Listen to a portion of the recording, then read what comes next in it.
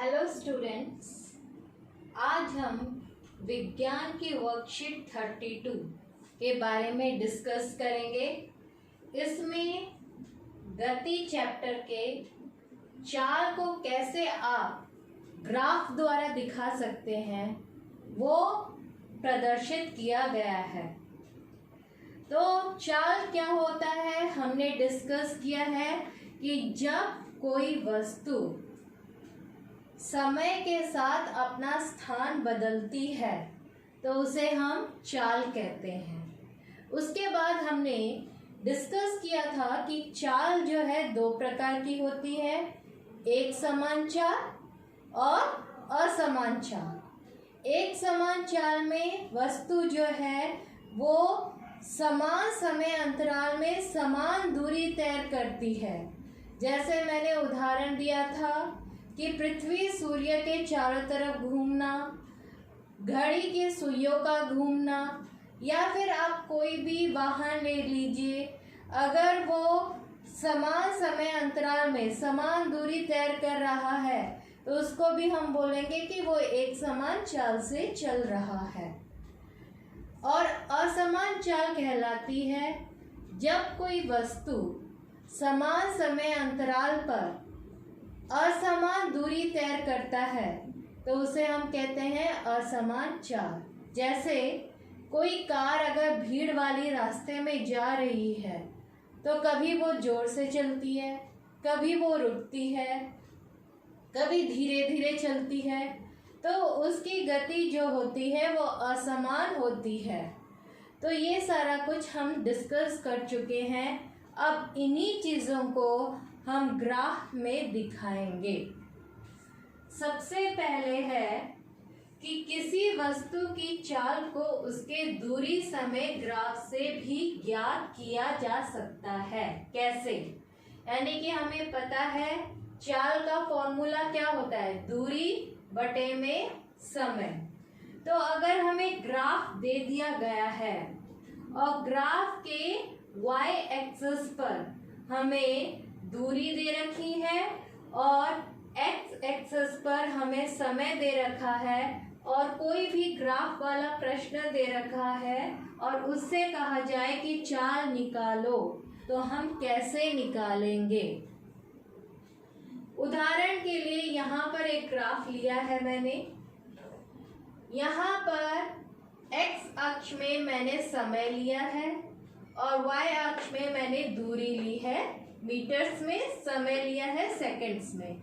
अगर आप चाहो तो दूरी किलोमीटर में भी हो सकता है, समय मिनट्स में भी हो सकता है, समय आवर्स में भी हो सकता है, और उसी तरह दूरी जो है मिलीमीटर, सेंटीमीटर, किलोमीटर, मीटर में भी हो सकता है, समय सेकंड, मिनट्स और आवर्स में भी हो सकता है। लेकिन सबसे क्वेश्चंस जो ज़्यादा आते हैं दूरी मीटर में होता है, समय जो है सेकंड्स में होता है। तो यहाँ पर एक हमने ले लिया है कि एक गाड़ी जा रही है, उसकी ऐसे उसको दिखाया गया है और यहाँ पर दूरी दिखाया गया है, यहाँ पर समय दिखाया गया है। ये जो ढलान है, ये ढलान जो है चाल को दिखाती है और हम उससे एग्जैक्ट उसकी चाल का पता लगा सकते हैं। जैसे क्वेश्चन आया कि आप बताओ कार का A से B पॉइंट के बीच उसकी चाल क्या है, तो कैसे हम निकालेंगे? तो हमें कहा गया है A से B पॉइंट का चाल निकालनी है। तो हम यहाँ पर दो सीधी लाइनें खींचेंगे, A से समय एक्सिस पर और B से भी समय एक्सिस पर।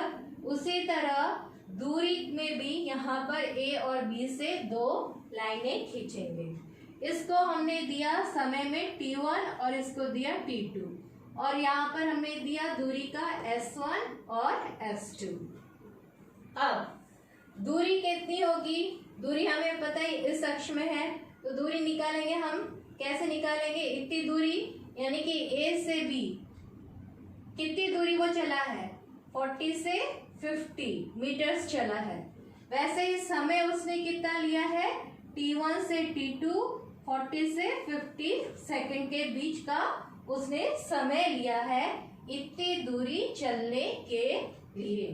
तो हम यहाँ पर लिखेंगे S2, क्योंकि S2 बड़ा है, माइनस S1, तो हम लिखेंगे यहाँ पर बटे में T2 माइनस T1। तो हमारा चाल आ गया 50 मीटर माइनस 40 मीटर बटे में T2 50 सेकेंड माइनस 40 सेकेंड, तो 10 मीटर बटे में 10 सेकेंड, 1 मीटर पर सेकेंड इसकी चाल है जब कार A से B जाता है। उसी तरह आप कोई भी पॉइंट ले सकते हो और उसकी चाल का पता लगा सकते हो। आपको बस यहाँ से एक लाइन खींचना है और उसके बाद यहाँ से एक लाइन खींचना है और आपको पता चल जाएगा कि यहाँ से इस बिंदु से इस बिंदु तक C से D जाने के लिए इसने कितने चाल से वो चला है। तो ये जो ढलान है ये क्या दिखाती है? चाल। इसके बाद आता है कि हमने देखा कि यहाँ पर चाल 1 मीटर प्रति सेकंड है, तो आप अगर देखोगे कि 1 सेकंड में वो 1 मीटर चल रहा है, तो ये एक समान चाल को भी दिखा रहा है। अब है कि अगर हम असमान चाल का ग्राफ बनाएंगे तो वो कुछ इस तरह से बनेगा। इसमें y एक्सिस पे मैंने दूरी लिया है और x एक्सिस पे मैंने समय लिया है। आप देखोगे सबसे पहले वो एक समान चाल से A से B चला, B से C समय बढ़ रहा है लेकिन दूरी नहीं बढ़ रही, दूरी वही है। तो इसका मतलब है गाड़ी विराम अवस्था में है, गाड़ी खड़ी हुई है। उसके बाद देखिए C से D वो फिर से चला और ढलान देखिए ज्यादा ऊंचे की तरफ है। यहाँ का ढलान और यहाँ का ढलान, ज्यादा ढलान जो है वो दिखाता है कि इसकी चाल भी ज्यादा है।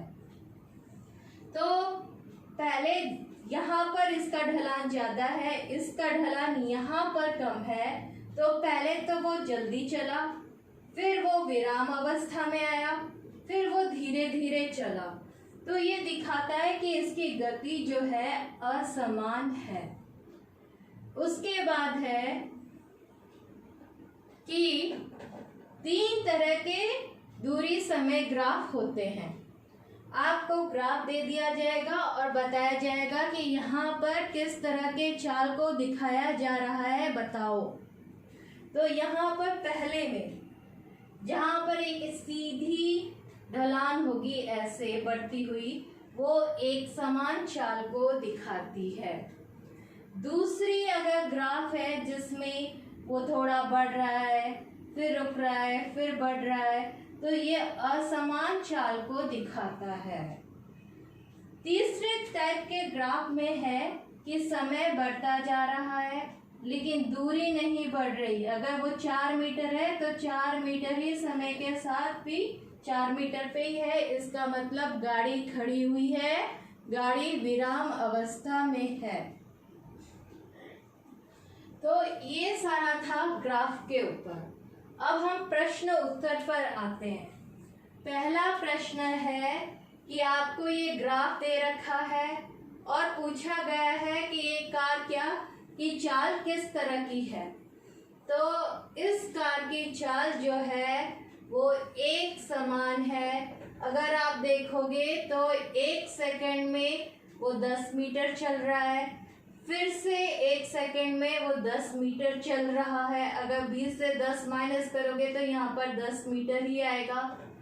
वैसे ही फिर से 1 सेकंड बढ़ रहा है तो इसकी दूरी फिर से 10 मीटर बढ़ रही है, यानी कि प्रति सेकंड में वो 10 मीटर की दूरी तय कर रहा है। तो इसको कह सकते हैं कि इसकी चाल एक समान है या इसकी चाल है 10 मीटर प्रति सेकंड। उसके बाद प्रश्न है कि एक समान चाल और असमान चाल में अंतर कीजिए, दो अंतर कीजिए। तो इसका ये प्रश्न पहले भी वर्कशीट में पूछा गया था। तो यदि कोई वस्तु समान समय अंतराल में समान दूरी चलती है, जैसे ये, तो उसे एक समान चाल कहते हैं। सबसे अच्छा उदाहरण है घड़ी की सुइयां।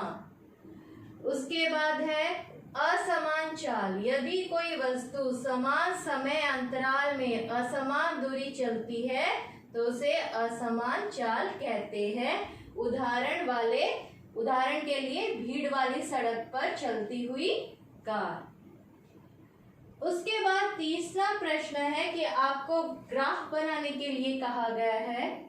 अगर कोई वस्तु विराम अवस्था में है तो उसका ग्राफ ऐसे होगा कि समय तो आपका बढ़ता जा रहा है लेकिन दूरी जो है वही है, यानी कि दूरी नहीं बढ़ रही, दूरी वो वस्तु तय नहीं कर रहा, जिस दूरी पर खड़ा है वहीं पर खड़ा है, इसका मतलब वो विराम अवस्था में है।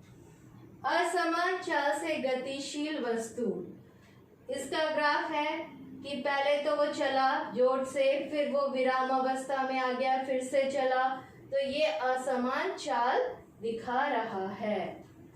चौथा प्रश्न है कि दूरी समय ग्राफ का ढलान क्या बताता है। दूरी समय ग्राफ का ढलान उसकी चाल बताता है और ये ढाल जितना अधिक होगा उसकी चाल भी उतनी ही अधिक होगी। तो ये था आपके प्रश्न 4 का उत्तर। तो इस वर्कशीट में केवल इतना ही। अगले वर्कशीट में हम फिर से मिलते हैं। Thank you.